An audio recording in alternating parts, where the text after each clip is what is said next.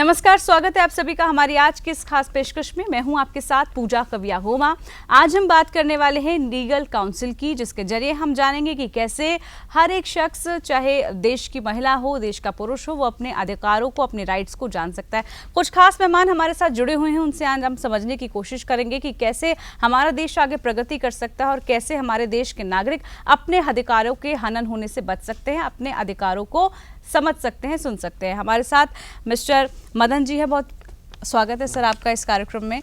इनसे हम जानेंगे कि कैसे हम आगे जो काउंसिल है वो काम करेंगे। हमारे साथ राजलक्ष्मी जी है, बहुत बहुत स्वागत है मैम आपका इस खास कार्यक्रम में। हमारे साथ मिस्टर रामदास जी है, बहुत स्वागत है सर आपका हमारे इस खास कार्यक्रम में। हमारे साथ मिस्टर सौम्यजीत जी हैं, बहुत स्वागत है सर आपका कार्यक्रम में।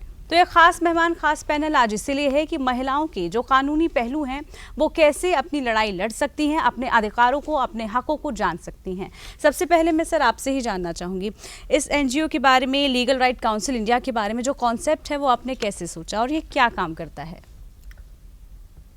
Actually, our head of the team, we are working in Supreme Court. Ji. Our legal counsel advisor is Mr. Pani. And among the states, nearly 20 states, we have our team in high courts. We work for the women empowerment especially. Since after Rajalakshmi has taken charge as a general secretary, we concentrate much in women empowerment. We are working for women empowerment as well. We are working for the students. That is, we give self-confidence to the students because the young buds can be made to develop our country. We are giving them the legal knowledge as well awareness. तो बिल्कुल sir, जैसे आपने बताया, महिलाओं के उत्थान के लिए, महिलाओं को कानूनी जानकारी देने के लिए इसका जो है उद्गम हुआ है और इसीलिए ये जो काउंसिल है वो काम भी कर रहा है। राजलक्ष्मी जी मेरे साथ हैं। राजलक्ष्मी जी, आपको बुलेट रानी से नवाजा गया है, एक नाम आपको दिया गया है और बहुत सारे ऐसे अचीवमेंट्स हैं आपके जिनको देखकर यकीनन हर एक गाँव तबके की महिला अपने आप को सशक्त महसूस कर सकती है। ये कॉन्सेप्ट आया कैसे आपके माइंड में? कभी बुलेट पे, कभी ट्रक के माध्यम से, मतलब जो आप एक राष्ट्रवाद जगाती हैं सब में, महिलाओं को कैसे आपको आगे बढ़ाना है, महिला सशक्तिकरण को कैसे आगे लेकर जाना है, ये कॉन्सेप्ट माइंड में कैसे आया? मैंने लगभग 10 साल के पहले इस काउंसिल से मैंने जुड़ा हूँ, चेन्नई से। जी। तो मैं बेसिकली एक टीचर हूँ, हिंदी टीचर हूँ, बहुत सारे बच्चों को पढ़ाती हूँ। तो मेरा गुरुजी मदन कुमार जी सर हैं, तो उनका मार्गदर्शन में अभी तक मैं काम कर रही हूँ। जैसे पहले हम लोग कॉलेजेस में जाके बच्चों को अवेयरनेस क्लासेस लेते थे, जैसे लीगल अवेयरनेस हो, मतलब छोटी छोटी बातों के, जो भी बच्चे डिप्रेशन में जाते थे उनको काउंसलिंग भी हम इस काउंसिल के माध्यम पे देते थे। जी। हमारा एक यूनिट भी है LSS नाम से, और इस unit legal service for students करके रख के हर कॉलेज में जाके हम अवेयरनेस क्लासेस लेते थे। जी। तो मुझे महसूस हुआ है कि बच्चों, स्पेशली गर्ल्स चाइल्ड जो है, अपने आप को बहुत कमज़ोर समझते थे। मतलब छोटी छोटी बातें में डिप्रेशन चले जाओ, कॉलेज छोड़ देना, छोटी छोटी बातों से जो सुसाइड अटेम्प्ट करना, ऐसे बहुत सारे चीज़ों को मैंने देख लिया। तो मुझे लगा कि इन बच्चों को कुछ ना कुछ करके, मतलब हम तो कॉलेज में जाते हैं, बोलते हैं, स्पीच देते हैं, फिर इसके बावजूद भी कुछ करके दिखाना है। तब हमारा सर से डिस्कशन हुआ, तो पहले मुझे बताया गया कि कुछ प्रैक्टिकली इन बच्चों को डेमो करके दिखाना है। तब हमने सोचा है कि एक सर ने बताया, एकदम आप एक ट्रक खींचो, मतलब पहला ही टास्क आपको ये मिल गया। टास्क दिया। तो ट्रक देख के मुझे एकदम, मैंने डर गई, मतलब ट्रक देने में वो कैसे खींच सकते हैं, तो ये सबको होता है ना। मैंने बोला नहीं नहीं, मुझसे ये ट्रक कैसे खींचूंगी। तो उसके बाद बोला मुझे एक स्कॉर्पियो गाड़ी दिया गया। ओके। तो हमने पहला डेमो चेन्नई क्वीन मेरिस कॉलेज में किया है, एक कार से। तो वहाँ पर वो कार स्कॉर्पियो खींचने के बाद जो बच्चों के मन में जो उत्साह आया, जो बात है, उतना जोश आया, उस जोश को देख के मुझे समझ में आया कि हम जो भी करें इन बच्चों को प्रैक्टिकली करके दिखाएं। मतलब महिला ये ना सोचे कि हमसे कुछ नहीं हो पाएगा, कमजोर ना समझे। तो तब से मेरा जो ये काम शुरुआत हुआ, तो पहले स्कॉर्पियो से, वो गाड़ी से, तो उसके बाद 405, मतलब प्रैक्टिस करते करते मैंने वजन बढ़ा दिया। तो लास्ट मेरा वजन 9.5 टन तक खींचने का मैंने रिकॉर्ड बनाया। तो मेरा संदेश सारे महिलाओं के ही रहा पहले से, अगर महिला ठान लेती है तो 9.5 टन वजन की ट्रक खींच लेती है, क्या हमारे जीवन में आने वाले डिप्रेशन, छोटी छोटी समस्याओं को क्यों बिल्कुल। दूर नहीं कर सकते? बिल्कुल। तो इसी सोच के साथ मेरा ये काम और शुरू Guinness book of world record में भी नाम दर्ज है आपका? हाँ, वर्ल्ड इसी को रिकॉर्ड में लेकर? इसी को लेकर 9.5 टन पुल करने वाली दुनिया की दूसरी महिला हूँ। मतलब महिलाएं मानसिक रूप पर तो स्ट्रांग हैं, शारीरिक रूप पर भी वो कितनी स्ट्रांग है ये आपने ये सब चीज़ें करके बताया है। और अगर हम इस काउंसिल के बारे में समझें लक्ष्मी जी, तो काउंसिल क्या काम कर रहा है? क्योंकि हम देख रहे हैं कि गांव देहात में सिर्फ हमारे सिटीज़ में ही नहीं, गांव देहात में भी महिलाओं के साथ बहुत शोषण होता है। वो अपनी आवाज़ नहीं उठा पाती, वो बुलंद नहीं कर पाती, तो वो कॉन्फिडेंस उनमें कैसे आए और कैसे उनकी आवाज़, उनके हक जो है, उनके अधिकार हैं, वो उनको मिल पाए, इसके लिए क्या काम किया जा रहा है? तो अभी हम काउंसिल में तो 20 राज्यों में हमने हमारा यूनिट्स को सेटअप किया है जी। इसके माध्यम से हम डिस्ट्रिक्ट से गांव तक एक यूनिट बनाते जा रही हूँ। और जो भी हमारे काउंसिल के पास आते हैं उनका हेल्प, मोटिवेशन, कंसल्टेंसी सब हमने फ्री ऑफ कॉस्ट में हम उनको दे रहे हैं। और उसके साथ साथ भी हर साल में 2-3 नेशनल लेवल की जो कार्यक्रम हम लोग कर रहे हैं, जैसे हमने बुलेट चलाए, ऐसा चलाए। अभी मैंने पूरा हिंदुस्तान में 65,000 किलोमीटर बुलेट चला चुकी हूँ। तो ये मेरा मैसेज रहा कि अगर हर महिला इसको देखे, जहाँ तक हमारा देश में महिला सोचती है कि हम बुलेट मोटरसाइकिल को उठा के भी नहीं रख सकते हैं, बिल्कुल बिल्कुल। तो मैंने ये संदेश दिया है कि आप लोग आओ, आप लोग ठान लो, आप कुछ काम करना शुरू करो कि आप सोचेंगे तो हजारों किलोमीटर, सैकड़ों नहीं हजारों किलोमीटर आप चला सकते हो। बिल्कुल। इस तरीके की नॉट ओनली बुलेट राइडिंग, इस तरीके की बहुत सारे चीज़ है। हर जो नेशनल लेवल का सेमिनार्स कंडक्ट करना, कॉलेजेस में, महिला विंग्स में, मतलब यूनिवर्सिटीज़ में, जो विमेंस फाउंडेशंस में, जहाँ जहाँ तक हमारा लोग है वहाँ तक हम जा रही है। और मेन टीम सुप्रीम कोर्ट में काम कर रही है। तो हमारा प्रेसिडेंट मिस्टर सर, पहले का पूर्व प्रेसिडेंट एम.एन. कृष्णामणि सर थे सुप्रीम कोर्ट में, तो वहाँ से लेकर हम लोअर कोर्ट तक जितना हो सके उतना हम उनको अवेयरनेस देने का, जो कॉन्फिडेंस देने का काम करते आ रहे हैं। बिल्कुल, बहुत अच्छी पहल है ये। और महिलाओं को कैसे जागरूक करना है, कैसे वो अवेयर रहें, कैसे अपने जो लीगल राइट्स हैं उनको समझें, इसके लिए कोशिशें लगातार की जा रही हैं। मिस्टर रामदास जी, आपका अनुभव कैसा है इससे जुड़कर? क्या क्या चीज़ें आपने फील की? और बहुत सारी ऐसी महिलाओं के आपने किस्से सुने होंगे, ऐसी बहुत सारी महिलाएं आपके संपर्क में आई होंगी जो यकीनन बहुत परेशान थी, कैसे उनकी मदद की जाती है इस माध्यम से? ये तो मेरा बेटी राजलक्ष्मी है ना, ये बचपन से अच्छा काम करता है, वो तो धैर्यशाली, बहुत भाग्यशाली। उसकी वजह हमको पीछे वो जाने दो, ऐसे क्या करने का सोच रहे, वही जाने के छोड़ दिया मैंने। मतलब आपका कॉन्सेप्ट यही था कि अगर कोई महिला आगे बढ़ रही है, क्योंकि कहा जाता है ना कि घर से ही अगर उनको मोटिवेट करे, घर से ही अगर उनकी परवरिश ऐसी हो तो एक महिला वो कुछ भी कर सकती है। वो आपने एक एग्जाम्पल सेट करके दिखाया है। मिस्टर सौम्य जी, आपने कैसे सोचा और कैसे ये पूरा जो काउंसिल है वो काम कर रहा है? जैसे मैम ने बताया कि हर एक छोटे तबके से लेकर गांव देहात तक की जो महिलाएं हैं उनकी आवाज़ को उठाया जा रहा है, उनके अधिकारों को समझा जा रहा है। कितना ज़रूरी है आज के सिनेरियो में, हम देखें आज के लाइफस्टाइल में, कि महिलाएं लीगल अपने जो राइट्स हैं वो समझ पाएं? पहले मैं आपको धन्यवाद करना चाहता हूं और मैं ये बताना चाहता हूं कि हर सिटीजन की, चाहे वो महिला हो या पुरुष हो, उस सिटीजन की 2 पहलू होती है। एक तो लीगल राइट होती है जी, एक तो होती है लीगल ड्यूटी होती है जी। क्या हम, कंट्री हमें क्या दे सकता है और कंट्री को हम क्या दे सकते हैं। बिल्कुल। तो हमारा जो पहल है बेसिकली लीगल राइट काउंसिल का, ये हम दोनों ही चीज़ सिखाते हैं। ना कि सिर्फ आपको राइट ही सिखाते हैं, बट ये भी सिखाते हैं कि आपको कंट्री के ऊपर क्या आपकी ड्यूटीज़ क्या रहती है आपकी। तो उसमें ऐसा है बेसिकली, जो कॉन्स्टिट्यूशन में हमारे प्रोवाइड भी है, कॉन्स्टिट्यूशन फंडामेंटल ड्यूटीज़ है, फंडामेंटल राइट्स भी है, so those have come actually. उसमें एक ही चीज़ हमने इस ऑर्गेनाइजेशन में, मेरा जुड़ने का काम था बेसिकली इसीलिए क्योंकि कुछ एंट्री केसेस होती है लॉ की, जब राइट्स की बात करते हैं और उसको हर ग्राउंड लेवल तक पहचान देने की जो मुहिम है इन लोगों की, तो उसमें कहाँ तकलीफ आती है, कहाँ पर हम किस तरह से उसको इफेक्टिवली वी कैन हैंडल वो सिचुएशन को हैंडल कर सकते हैं, वी आर डूइंग इट। हम उसके लिए क्या करते हैं, पीरियडिकली हम लोगों का एक टीम जाती है हम लोगों की। हम लोग सिर्फ राज्य में नहीं, हम लोग डिस्ट्रिक्ट में भी जाते हैं, हम लोग पंचायत लेवल तक भी काम करते हैं, क्योंकि वहाँ तक भी लोगों को जो बेसिक उनकी राइट्स और ड्यूटीज है तो वो उनको सिखाते हैं। राजा लक्ष्मी जी का जो अवदान है बेसिकली, जो इन्होंने मोर पॉपुलैरिटी उनके बेसिस पर, वो पॉपुलैरिटी को राधा हम इस तरह से इनकैश कर रहे हैं अपनी लीगल राइट के थ्रू, ताकि लोगों को ऐसे चीज एक अवेयरनेस जो डेवलपमेंट हो उसमें उनको सहाय हो, बेसिकली लोग जुड़ सके, लोग जुड़ सकते हैं उसमें।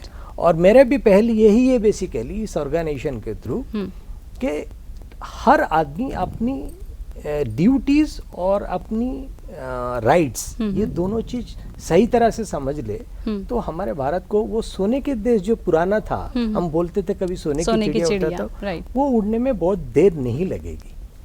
बिल्कुल, बहुत अच्छी आपने बात कही कि ड्यूटीज़ होती हैं, कुछ रिस्पॉन्सिबिलिटीज़ होती हैं, उन सबको हमें समझना होगा। और लीगल राइट काउंसिल ये सब चीज़ें सिखाता है। सर, काम कैसे करता है ये? जैसे आपने कहा कि पंचायत लेवल तक भी काम किया जाता है, और कैसे पंचायत से लेकर जो है आगे सुप्रीम कोर्ट तक या अन्य जगहों तक, हाई कोर्ट तक, कैसे उन मसलों को लेकर जाया जाता है? इसमें दो पहलू है। एक तो पहला है लोगों को अवेयरनेस प्रोग्राम पे लाना। दूसरी पहलू है कुछ लोगों की ऐसा है जिन लोगों के पास पैसा नहीं होता है जी, किसी फार्मर है उसको, लेकिन उसको अपने राइट पे प्रॉब्लम है, बट लेकिन वो जा नहीं पा रहा है, उस तरह के कोर्ट के नहीं आता है कि सुप्रीम कोर्ट नहीं आ सकता, वो हाई कोर्ट नहीं आ सकता, क्योंकि एक तो उसको बहुत दूर है वो, एक तो दूसरी चीज है उसको फिर उसमें इतना पैसा नहीं होता है उसके, तो वो क्योंकि वो 2 वक्त की रोटी पहले खाएगा वो, पहले ना कि वो केस करने जाएगा। तो इसीलिए वो जरूरी है कि उसको उस लेवल पे लेके उसको फ्री कंसल्टेंसी दिया जाए, पहले उसको अवेयर करा जाए, भैया ये तुम्हारा जो हुआ है गलत हुआ है तुम्हारे साथ, तुम ये केस लड़ा करो। अगर वो राजी होती है फिर हम उसका, हमारी टीम है, लीगल टीम है, we starts from the panchayati level. हर गांव में कुछ लोग हैं जो हमसे जुड़े हुए हैं, गांव से लेके फिर शहर में जुड़े हुए हैं, तो डिस्ट्रिक्ट वाइज से जाके फिर वो लोग फिर स्टेट वाइज भी जुड़े हुए हैं। अल्टीमेटली मैटर सुप्रीम कोर्ट तक भी, हम कई मैटर ऐसे भी हो सकते हैं कि हमने free of cost supreme court में लड़ चुके हैं, तो काफी लोगों के लिए हमने उनको वो लीगल एड दे रखा है already, without any cost, without anything, but we have given the relief. वो बहुत बड़ी चीज है आज के डेट पे, बिल्कुल। क्योंकि किसी से जस्टिस किसी से दूर नहीं होना चाहिए, बिल्कुल, because everybody has to be door at the justice. Time and again we have giving a slogan, so door at justice has to be given in practicality, it has to be seen that it has to be done। बिल्कुल, और बहुत अच्छी पहल भी है ये, क्योंकि बहुत सारे लोग ऐसे होते हैं जो अपने अधिकारों के बारे में जानते तो, लेकिन उन अधिकारों का उनको इस्तेमाल कैसे करना है, कैसे उनको फुलफिल करना है, वो नहीं इसको समझ पाते हैं। और जैसे आपने एक बहुत अच्छा पॉइंट उठाया कि पैसों की शॉर्टेज होती है, लोग नहीं लड़ पाते केसेस, तो उनकी हेल्प कैसे की जानी है वो इसके माध्यम से होता है। और यहाँ पर अगर हम महिलाओं की बात करें, क्योंकि घर से बाहर निकलना या फिर कई बार घर के अगेंस्ट जाना, खुद अपने मेंबर्स के अगेंस्ट जाना बहुत मुश्किल हो जाता है, तो इसके लिए क्या कुछ सेल की तरफ से किया जाता है? विंग्स बनाई गई हैं, महिलाओं की उन हेल्प कैसे की जाती है उनके जरिए? We have been coordination with the local police also, क्योंकि जब इस तरह से कई केसेस आते हैं तब कुछ ऐसी चीज होती है जहाँ पर फैमिली भी सपोर्ट नहीं करता है या तो कोई नजर सपोर्ट नहीं करते हैं, तो in those cases we also take the help of the police with the local administration, we take them the confidence and फिर उनके बाद उनके साथ मिलके हम काम करते हैं एंड उसको लॉजिकल कंक्लूजन तक लेके आते हैं। जिस तरह से बेसिकली वो काम करते हैं हम बेसिकली, जैसे मैंने पहले ही बताया कि ये डिस्ट्रिक्ट लेवल से चला जाता है, panchayat level, district level, then state level, then we come to this national level पे करते हैं। जी, ठीक है। मदन जी, आपसे मैं समझना चाहूँगी अब जो इसकी थीम रखी गई, जो इसका कॉन्सेप्ट रखा गया, वो आपने बताया कि कैसे लीगली जो महिलाओं के अधिकार हैं या फिर आम लोगों के अधिकार हैं वो उनको पहुँचे। यूथ की बात अगर हम करें तो यूथ इससे कैसे जुड़ रहा है? क्योंकि यूथ को जोड़ के रखना और यूथ के अंदर वो सब चीज़ें पैदा करना कि उनको अपने राइट्स पता हों, अपने उनके जो भी अधिकार हैं वो उससे काम कर सकें आगे, वो उनसे अछूते ना रहें, इसके लिए क्या किया जा रहा है? Actually, why we have taken that part, that is youth part, when we say something, generally youth will not listen, and even the parents, whatever they say, they will do against that. So when we hand over the responsibility to the students, first thing they will guide others, the next thing they will not do any wrong things, right? Because the responsibility is given them. Generally in homes, people used to say, you are immature, you are slow, so young, like that. Without omitting like that, when we give responsibility, even youths can do wonders. In that approach, what we do, we are giving responsibility. We go to colleges and we take awareness camps and we appoint people even in colleges, that is youth secretary, youth president, like ji, that. बिल्कुल. So they feel they are that we are also recognized. So we have to work for the society. We have to work for the nation. We are motivating such a way. So youngsters, when they come out with the responsibility, they can do good things for the nation. बिल्कुल, youth को जोड़ के रखना सबसे बड़ी भूमिका है किसी भी देश के विकास के लिए, डेवलपमेंट के लिए, क्योंकि अगर यूथ हमारे साथ जुड़ेगा, महिलाएं हमारे साथ जुड़ेंगी तो हम और अच्छे से काम कर पाएंगे. राजलक्ष्मी जी, बात हम करें महिलाओं की, तो फिर बहुत सारे आपने महिलाओं को जगाने के लिए काम किए हैं, चाहे हम पद यात्रा की बात कर लें, मोटरसाइकिल यात्रा की हम बात कर लें, इसके अलावा सेल्फ डिफेंस आप उनको सिखाती हैं. इतने सारी अचीवमेंट्स महिलाओं के लिए, कैसा आपका अनुभव रहता है? कितनी महिलाएं आपके साथ जुड़ती हैं? कई बार आपको क्रिटिक्स का सामना भी करना पड़ता है, लोग बोलते भी होंगे कि आप ये क्या कर रही हैं, कैसे उन सब चीज़ों को हैंडल करती हैं? ये काम करने के लिए तो नेगेटिव बहुत सारी चीज़ आती हैं, फिर उस सबको मुझे पहले पार करना पड़ता है. बिल्कुल. मतलब मैं एक पर्सन को मोटिवेट देना चाहती हूँ, तो हर मुश्किल को मेरे फैमिली से लेके सोसाइटी तक हर चीज़ को मुझे संभालना पड़ता है जी. तो मैं कभी भी ऐसा बहुत सारे मुश्किलों को ध्यान नहीं दिया. तो मुझे लगता है कि अभी भी हमने 75th इंडिपेंडेंस डे के लिए अभी रैली लेके गए, मैं नेशनल फ्लैग मदुरई से हिमाचल तक, तो वो भी हमारा जो ट्रेडिशनल ड्रेस के साथ.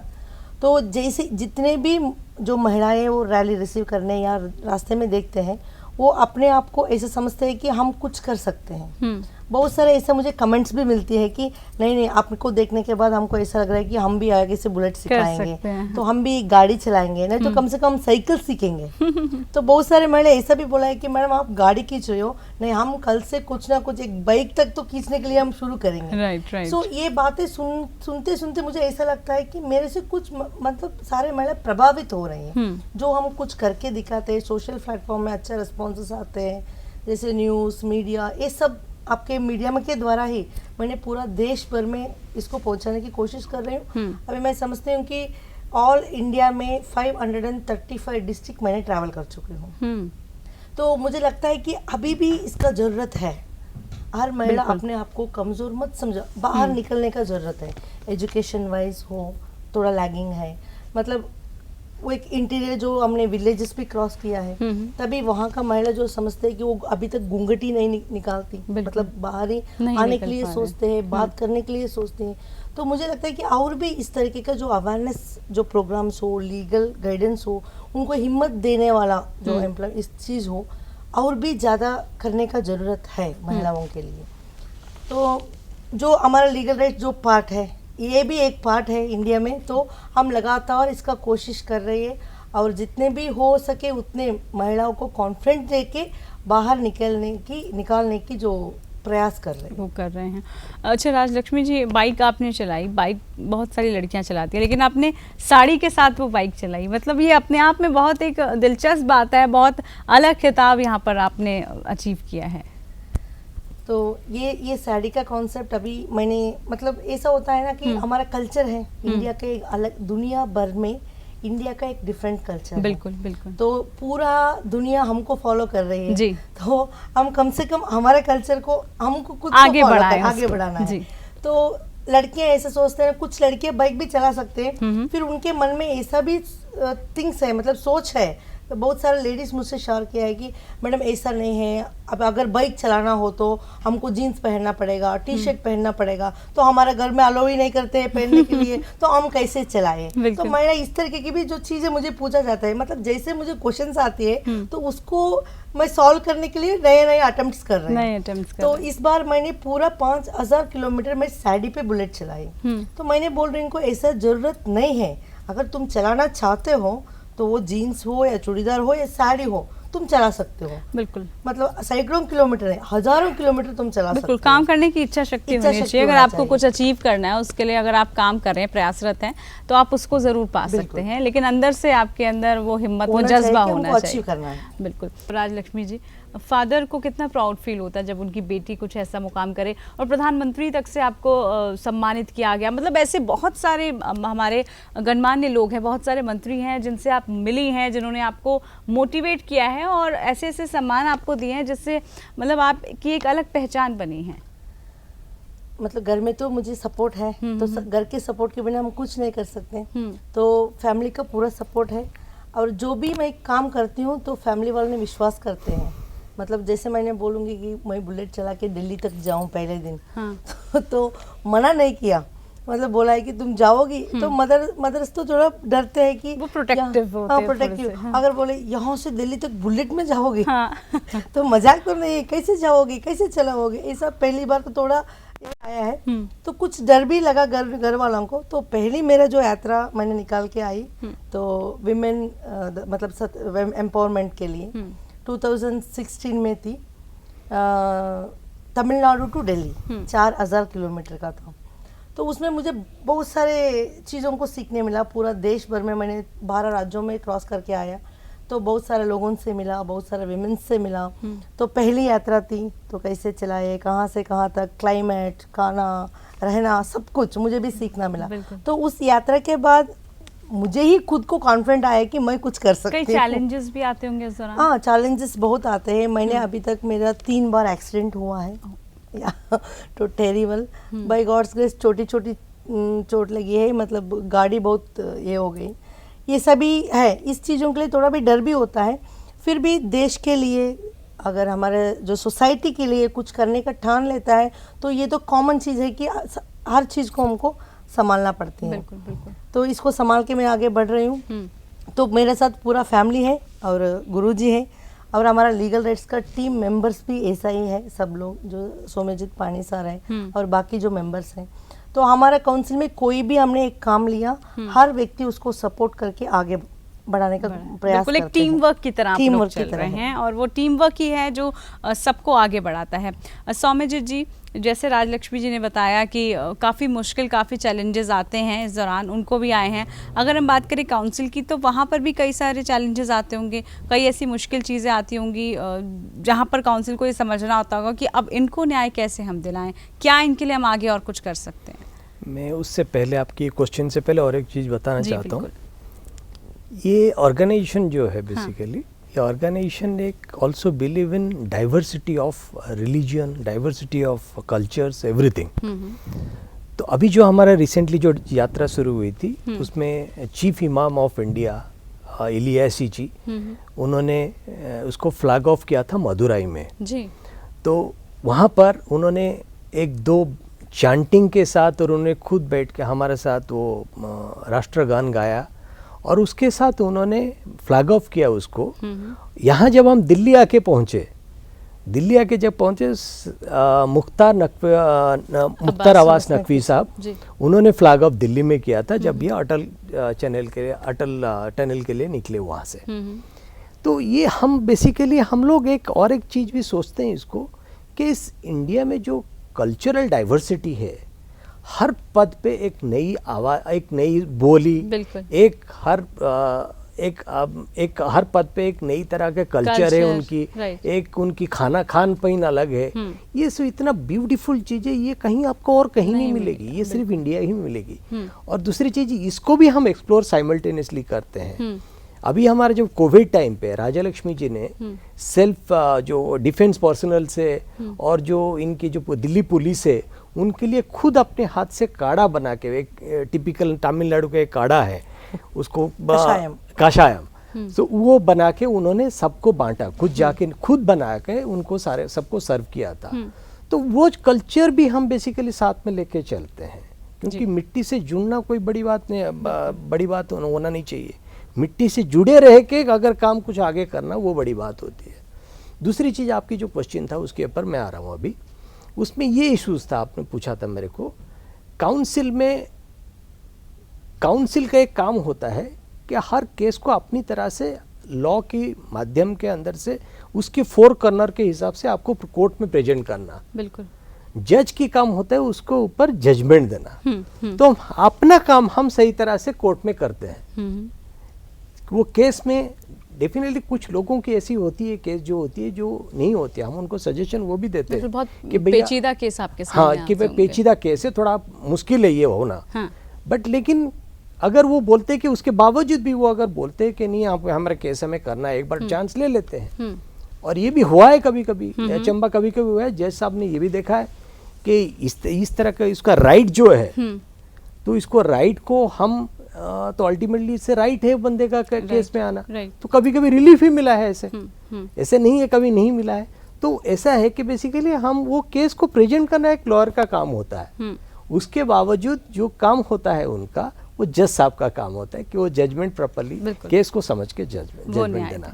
बिल्कुल। और जैसे आपने बताया कि जो भी चैलेंजेस आते हैं उसको बखूबी फेस किया जाता है। Absolutely, it has to be, क्योंकि उसका कोई ऑप्शन आपके पास है नहीं। आपको करना ही है वो सारे काम, मतलब आपको करना है। एक चीज को आपने बिड़ा लिया है सर पे, तो उसको अंत तक लेके जाने, लॉजिकल कंक्लूजन तक आपको लेके जाना है। मिस्टर मदन जी, आगे की क्या प्लान्स हैं, फ्यूचर प्लान्स, और आप कहाँ पर देखना चाहेंगे काउंसिल और कितना काम करे, कैसे आप इसको आगे लेकर जाएं और कितने सारे लोग इससे जुड़ते चले जाएं, उसके लिए आगे की क्या प्लान्स हैं? एक्चुअली नाउ हमारा प्लान यूएन में हम अप्लाई कर चुके हैं जी। So very soon we will be getting the permission, I think, this coming forthcoming months में permission will be granted from UN. So when we join with the UN people, we can serve more, and our Legal Rights Council people will be sent to Geneva ji. to do more. That is, already we have connected with international court people. So of course for our country Supreme Court is supreme power. Even then when we connected with UN, it will be more powerful. Even we can help to other countries people also, ji. because Indians are all over the world they are living. So even if they go to a country like Australia, America, they can tell their problem to us. So by sitting here, we can solve those problems. When we have international court connection, Right. we can do better बिल्कुल। service. So we are planning for that, and it is applied by our General Secretary already, and we have a plan of moving to UN soon, our Legal Rights Council team.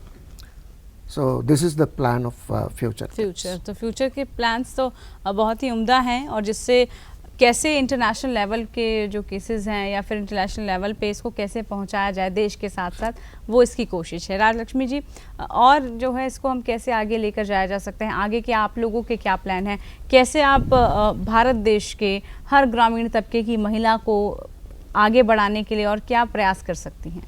तो हमारे team तो अभी सारे state में setup हो रहे हैं, और वहाँ हम ज़्यादातर महिला प्रेसिडेंट को ही बना रहे हैं। मतलब महिला को प्रधान रखते हुए बना रहे हैं। और उसके साथ साथ हमको हर डिस्ट्रिक्ट में, मतलब 24 के अंदर जो जितने 713 डिस्ट्रिक्ट जो इंडिया में है, हर डिस्ट्रिक्ट में हमारा लीगल काउंसिल का जो यूनिट रखने का हम प्लान कर रही है। तो इसके लिए सोशल प्लेटफॉर्म्स है, जो लोग हमको वेबसाइट देख के कॉल करते हैं, जो जानने वाला है, तो जितने लोग हो सके उतने लोगों का हर डिस्ट्रिक्ट में इसको जोड़ने के लिए हम प्रयास कर रहे हैं जी। अभी तो 20 स्टेट्स में है, मतलब कम से कम तो 400 डिस्ट्रिक्ट्स में हमारा टीम मेंबर्स हैं जी। तो मेरा प्रयास ये रहेगा कि अपकमिंग 1 or 2 years में पूरा 714 डिस्ट्रिक्ट्स में हमारा टीम का मेंबर का सेटअप करें। जैसे सर ने बताया यूएन का भी उम्मीद है, तो प्रॉबेबली हम सोच रहे हैं कि नेक्स्ट ईयर में हम उसमें एंटर हो जाए, तो ग्लोबली हम काम कर सकते हैं। जहाँ वहाँ का जो इंटरनेशनल चीज़ों को हमारा देश में हम लाके यहाँ शिक्षा दे सकते हैं। जो वहाँ कुछ चीज़ें नहीं है, हमारा लोग जहाँ जहाँ पूरा देश में है, तो उन लोगों के लिए भी हम सहायता कर सकें जो इंडिया से वहाँ जा रहे हैं, उनको कुछ परेशान है, उनको कुछ प्रॉब्लम है, वो बाहर नहीं आ पा रहे हैं, तो इस तरीके की चीज़ों के ऊपर भी काम करने के लिए हम सोच रहे हैं। और मिस्टर सौम्य जी, क्या आगे के यही प्लान्स रहने वाले हैं? कैसे इस चेन को आगे कनेक्ट हम करते रहेंगे इंटरनेशनल लेवल पे? जो शुरुआत हमने की है, मैंने वही बोला है बार बार कि जो शुरुआत हमने की है इस ऑर्गेनाइजेशन के थ्रू, एक तो राइट्स और ड्यूटीज़ का लोगों को अवेयरनेस कराना और उसको लॉजिकल कंक्लूजन तक लेके जाना, वो चीज़ हमारी जारी रहेगी। और जब भी हमारे प्रेसिडेंट ने बताया, प्रेसिडेंट साहब मदन कुमार जी ने बताया कि इसको अभी इंटरनेशनल लेवल पे ग्लोबली भी also we want to get a recognition now, because there are the human rights problems throughout an country. कुछ इंडियंस जो वो बाहर अब्रॉड रहते हैं, they have got the problem, certain problems, बिल्कुल, that also we can sort it out legally. And so उस तरह के सारे चीज़ जो है हम वो प्रोसेस पे है अभी। उम्मीद तो आसमान छूने की है, अभी देखते हैं कहाँ तक पर उड़ सकते हैं हम। बिल्कुल, और उम्मीद पे दुनिया कायम है। यकीनन आपकी जो उम्मीद है वो काम भी आएगी, और उसके लिए आप जो काम कर रहे हैं वो बहुत ही ज़्यादा सराहनीय कदम उठाया जा रहा है। आप सभी लोगों से मैं चाहूँगी कि कैसे आप लोग अब आगे के टाइम में और क्या इनिशिएटिव लेना चाहेंगे, या फिर एक आवाम से, आप जनता से क्या आप मैसेज देना चाहेंगे इस माध्यम से? एक तो चीज़ ये है बेसिकली, अगर पूछा जाए, हर बंदे को अपनी राइट्स, हर बात लोग राइट्स पे करते हैं कि मेरे को ये कहने का राइट है, मेरे को ये करने का राइट है, मेरे को वो करने का राइट है, बट कहीं लोग ये भी चूक जाते हैं बोलने के लिए कि हमारा इस देश के प्रति कर्तव्य भी कुछ है। बिल्कुल, वो कर्तव्य को आपको पहले सोचना चाहिए, चाहे वो लीटरिंग से क्यों ना हो, कहीं आप मैला ना डाले, कुछ करे, और छोटी से छोटी चीज क्यों ना हो, अगर आप अपने ड्यूटीज सही तरह से कर लें तो I think that is the things will be easier for everybody to achieve their objects. बिल्कुल, ये चाहे वो collective civic work है communities हो, चाहे वो individuals हो, चाहे कोई organization associated with those civic communities हो, तो that will be easier for everybody. बिल्कुल, कलेक्टिव वर्क है ये हम सबका, और हम सबको एक अच्छा नागरिक बनना है, अपनी रिस्पॉन्सिबिलिटीज भी हमें निभानी होगी, तभी हम कंप्लेन भी कर सकते हैं देश से, वरना हमें शिकायत करने का कोई अधिकार नहीं होगा। बहुत शुक्रिया आप सभी खास मेहमानों का, आप हमारे साथ जुड़े और हमने चर्चा की कि कैसे हम लीगल काउंसिल के जरिए अपने अपने हकों को, अपने अपने अधिकारों को समझ सकते हैं। फिलहाल के लिए इस खास पेशकश में इतना ही, मुझे दीजिए इजाजत, नमस्कार।